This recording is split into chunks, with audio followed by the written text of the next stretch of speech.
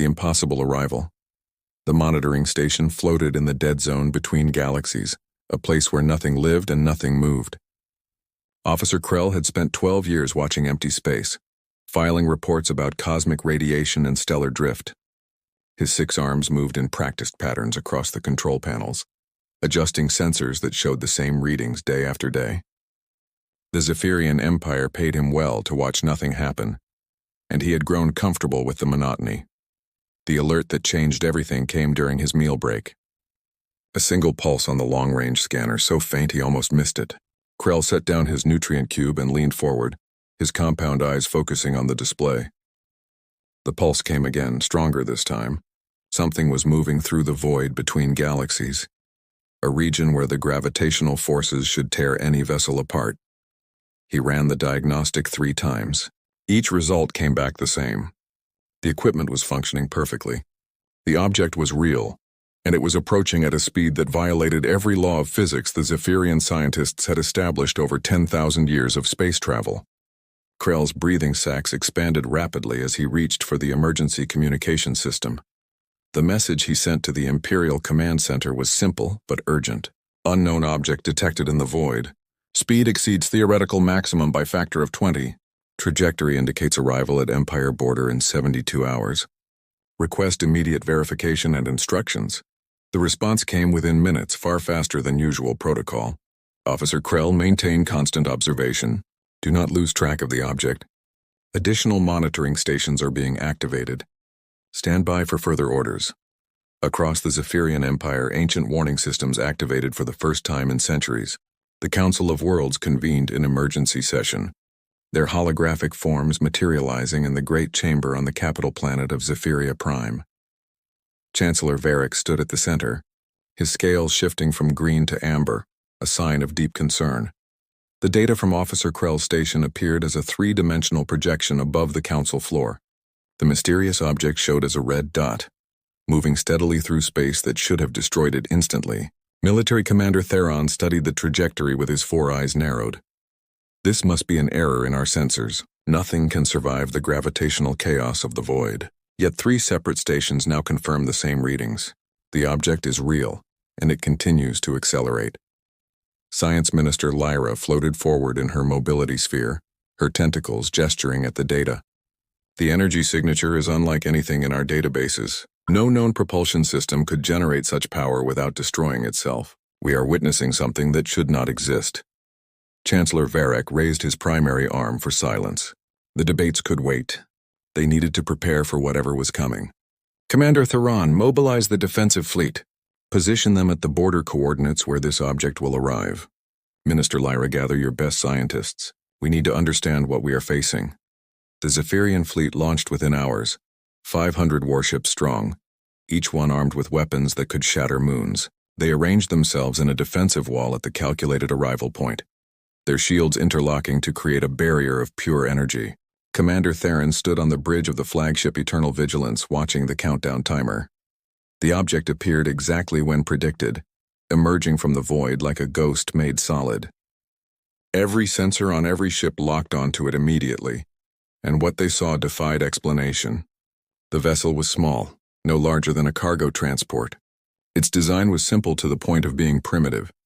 No visible weapons, no elaborate hull decorations, just smooth metal surfaces marked with symbols none of them recognized. Unknown vessel. This is Commander Theron of the Zephyrian Empire. You have entered restricted space. Identify yourself and state your intentions immediately. The response came in perfect Zephyrian, though spoken with an accent that suggested the speaker had learned it recently. This is Captain Sarah Chen of the Earthship Pioneer. I am human. I come in peace, seeking contact with other intelligent life. I have been traveling for 500 years to find you. The bridge fell silent, 500 years in that small vessel, crossing the void that destroyed everything else that entered it. Commander Theron's scales flickered between colors as he processed this information. Captain Chen, your vessel has survived conditions that our science says are lethal. How is this possible? The voice that answered carried a hint of amusement.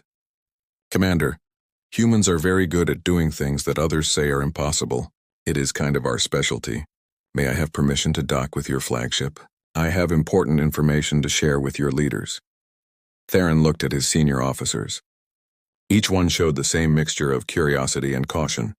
The mysterious vessel had made no hostile moves, but its very existence challenged everything they knew about the universe. After a long moment, Theron made his decision. Permission granted, Captain Chen. Docking Bay 7 is prepared for your arrival. The human ship moved forward slowly, giving the Zephyrian sensors time to scan every centimeter of its hull. The readings they received made even less sense than before. The metal was composed of elements that should not bond together. The power source generated energy from seemingly nothing. The life support systems operated on principles that violated thermodynamic laws. As the Pioneer settled into the docking bay, atmospheric shields activated to maintain pressure.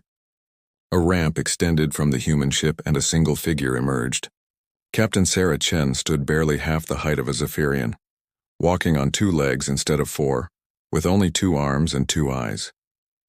By all appearances, she should have been fragile, vulnerable, insignificant. Yet every Zephyrian in the docking bay took an involuntary step backward when she smiled. There was something in that expression, a confidence that came from surviving the impossible, a strength that transcended physical size. She wore a simple gray uniform marked with the same symbols as her ship, and carried no visible weapons. Commander Theron descended from the observation platform to meet her. His towering form cast a shadow over the human, but she showed no sign of intimidation. Welcome to the Eternal Vigilance, Captain Chen. Your arrival has raised many questions. Sarah Chen nodded, her expression becoming serious. Commander, I appreciate your welcome, but we need to move quickly. My sensors detected something else during my journey through the void. A massive fleet, thousands of ships following the same path I took. They will arrive at your borders in approximately 30 days. Theron's scales turned deep purple, the color of alarm. You are certain of this? My certainty is why I pushed my ship beyond its limits to reach you first. The fleet belongs to something called the Devourers. They consume resources from every system they encounter, leaving nothing but dead worlds behind. How do you know this? Sarah reached into her uniform pocket and pulled out a small data device. Before I left Earth, we detected their approach toward our system. We had decades to prepare, to build ships like mine that could survive the void, to scatter humanity across the universe. Earth fell, but humans survived. Now I am here to warn you and to offer our help. Commander Theron took the data device carefully in his clawed hand. Why would you help us? You do not know us.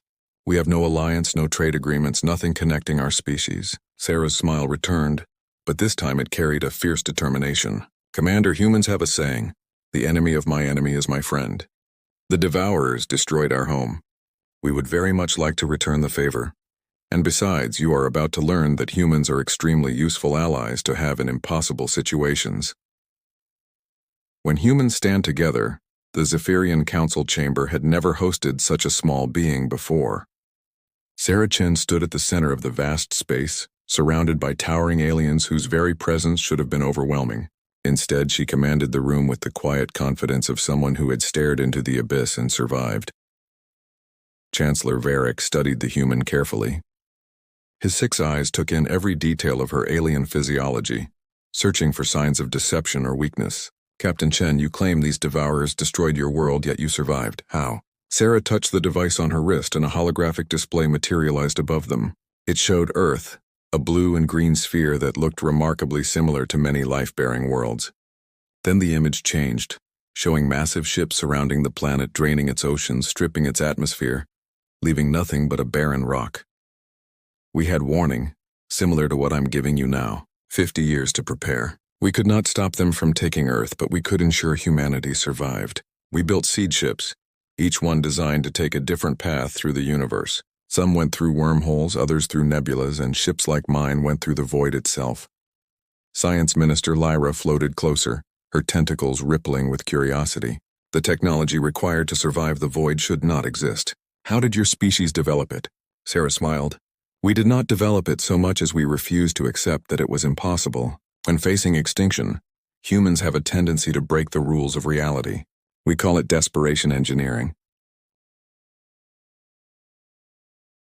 Military Commander Theron interrupted, his voice carrying tactical urgency. How many human ships survived? How many of your people are scattered among the stars? That is what I intend to find out. Sarah touched her device again and a new display appeared. This is a communication beacon I deployed when I arrived. It broadcasts on old Earth frequencies, calling any human vessels within range. The council watched as responses began appearing on the display. 1 ship, then 5, then 20, then more. Each response included coordinates and status reports. Within an hour, over 200 human vessels had responded, scattered across dozens of systems throughout the galaxy. Chancellor Varick's scales shifted to a pattern of surprise. So many survived the void. Different paths, Chancellor. Some took safer routes but longer journeys. Others found ways around the barriers. Humans are remarkably good at survival when we work together. A new voice crackled through the communication system. Sarah Chen, this is Captain Marcus Webb of the colony ship New Horizon. I cannot believe you made it through the void. How many other ships have you found, Marcus? Sarah's face lit up with genuine joy. I am with the Zephyrian Empire. Sending coordinates now. We have a situation. The Devourers are coming. Marcus's voice hardened. How long? 30 days, maybe less. The Zephyrians have a fleet, but they have never faced anything like this. Then we better start teaching them. I will spread the word. Every human ship that can fight will be there. Over the following days, human vessels began arriving at the Zephyrian border. They came in ships that should not exist, using technologies that defied conventional understanding. A mining vessel that had survived by hiding inside an active star. A research ship that had learned to phase partially out of reality. A colony ship that had weaponized gravity itself. Each human crew brought their own innovations, their own desperate solutions to impossible problems. But more importantly, they brought knowledge of the Devourers, tactics observed during Earth's final defense, weaknesses discovered through sacrifice, strategies that had allowed some cities to hold out for months against overwhelming odds. Commander Theron found himself in the unusual position of taking lessons from beings half his size. Sarah Chen stood before a holographic display showing Devourer ship formations. Your standard military doctrine relies on honorable combat, meeting force with force. That will not work here. The Devourers do not fight with honor. They fight to consume. Then how do we stop them? Theron asked. By being unpredictable. By using tactics they have never encountered. By thinking like humans.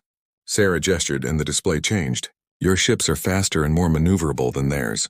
Use that hit and run. Strike from unexpected angles. Make them chase shadows while you tear them apart piece by piece. Science Minister Lyra worked with human engineers, combining Zephyrian technology with human innovation. The results were weapons that should not work but did. Shields that bent space instead of blocking it. Missiles that existed in multiple dimensions simultaneously. Mines that created tiny black holes. The human colony ship New Horizon had brought something even more valuable. Captain Marcus Webb presented it to the council personally. This is the record of Earth's final defense. Every tactic we tried, every success and failure. Learn from our mistakes. Do not repeat them. As the days counted down, the combined fleet took shape. Zephyrian vessels modified with human upgrades. Human ships reinforced with Zephyrian shields. A hybrid force that represented the best of both species. But more than that, it represented something the Devourers had never encountered before. True cooperation between species that had just met. Sarah stood on the bridge of the Eternal Vigilance beside Commander Theron. Around them, officers from both species worked side by side, sharing knowledge, developing strategies. The fear that had initially gripped the Empire had transformed into determination. They would not face extinction alone. 20 days after Sarah's arrival, long-range sensors detected the Devourer fleet. The readings were worse than predicted. 3,000 ships, each one larger than anything in the Zephyrian fleet. They moved in perfect formation, a wall of destruction approaching the Empire. Chancellor Varick addressed the combined fleet from Zephyria Prime. Today, we face an enemy that has destroyed countless worlds. They believe we will fall as all others have fallen. They have not accounted for one factor. They have never faced humans and Zephyrians fighting together. They have never faced species willing to do the impossible. Sarah added her own words, broadcast to every human ship. 500 years ago, Earth fell. Today we make our stand. Not for Earth, but for our new home among the stars. For our new allies who welcomed us despite our strangeness. Today, humans and Zephyrians write a new chapter in galactic history. The fleet moved into position, implementing strategies that combined Zephyrian precision with human chaos. Formations that appeared random but had hidden purpose, weapons that struck from impossible angles, tactics that turned the Devourer's own hunger against them. As the two fleets approached engagement range, Sarah looked at the tactical display. The odds were still against them. The Devourers had superior numbers and firepower, but humans had spent their entire history beating impossible odds, and now they had taught the Zephyrians to do the same. The battle was about to begin. Whatever happened next would determine the fate of not just the Zephyrian Empire, but every species the Devourers might encounter. Sarah gripped the command console and smiled that fierce human smile. The Devourers thought they were hunting prey. They were about to learn what happened when prey decided to become predators. Commander Theron noticed her expression and found himself mimicking it as best his alien features could manage. Together, human? Together, Commander. Let us show them why some species refuse to go quietly into extinction. The first Devourer ships entered weapon range. The impossible battle was about to begin.